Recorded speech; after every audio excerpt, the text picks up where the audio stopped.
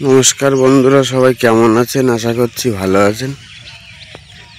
একটু জমির দিকে আসলাম, আপনার এই পেঁপে ক্ষেতের দিকে একটু আসলাম। শশা গাছগুলো কেমন হয়েছে সেটা দেখার জন্য। গাছ ভালো আছে মোটামুটি, কিন্তু মনে হয় না খুব ভালো হবে। দেখুন এখনো ফুটে বেরোচ্ছে, দানা ফুটে বেরোচ্ছে এখনো। এই একটা বেরিয়েছে এখনো, ছোট্ট গাছ। এই একটা খুব ভালো হবে না, তার কারণ এই নতুন করে যে ঠান্ডা পড়ছে, এই হচ্ছে এর মূল কারণ। এখন কি হবে বলা যাচ্ছে না। আপনার ঠান্ডাতে ভালো হয় না, গরম না পড়লে। সেই গরমের উদ্দেশ্যেই দেওয়া হয়েছিল, কিন্তু আপনার এই নতুন করে এই যে আবার কড়া ঠান্ডা পড়ছে, এতে গাছ ছোপ খেয়ে যাচ্ছে। সেই জন্য খুব ভালো হবে কি না জানি না। পাশের জমিতে এই যে কাকা দিয়েছে, এই যে ওই একই টাইপেরই গাছ, খুব ভালো হচ্ছে না। দেখুন সে টমেটো গাছ, টমেটো হচ্ছে, ওই সব পচে পচে গিয়ে খারাপ হয়ে যাচ্ছে সব। যাই হোক, এখন শশা কি হবে জানি না।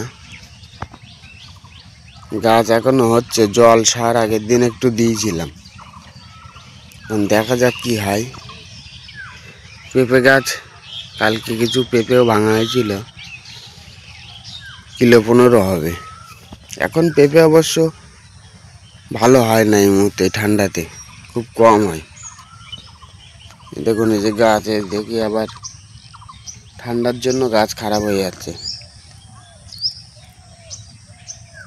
এই ঠান্ডা হচ্ছে মূল কারণ। যাই হোক, লাগিয়েছি যখন, নষ্ট এখনই করবো না, কি হয় দেখা যাক। যা হয়, খরচের টাকাটা যদি ওঠে, আর কিছু যদি খাওয়ার মতো হয়, সেই জন্য রেখে দেবো গাছ, নষ্ট করবো না এখনই। দেখুন এই গাছগুলো আবার অনেকটাই বড় হয়ে গেছে। এই গাছগুলো চেহারা খারাপ হয়নি, একেবারে ভালো হয়েছে চেহারা, সুন্দর লাগছে। দানা ঘন দেওয়ার এই একটাই কারণ, খারাপ হবে গাছ, ভালো হবে, মেকআপ হয়ে যাবে জমিটা। এই গাছটা ভালো, পরেরটা ভালো, মিডিলে হয়নি, তারপরে আবার ওই সাইডের দিকে হয়েছে। এই যে গাছের চেহারা একেবারে খারাপও না, দেখুন। যাই হোক, দেখা যাক। এখান থেকে 3-4 দিন আগে একটু জল সার দিয়েছিলাম, তারপরে ঘাস ফাঁসগুলো সব মারা হয়ে গেছে, একদম পরিষ্কার হয়ে গেছে। দেখুন 2-1 দিনের মধ্যে আবার একটু জল সারও দিয়ে দেবো। ওয়েদার চেঞ্জ হচ্ছে, একটু জল সারও দিয়ে দেবো, দিলে গাছ যা ছোটো ফোটো যা আছে সব সাইজে এসে যাবে।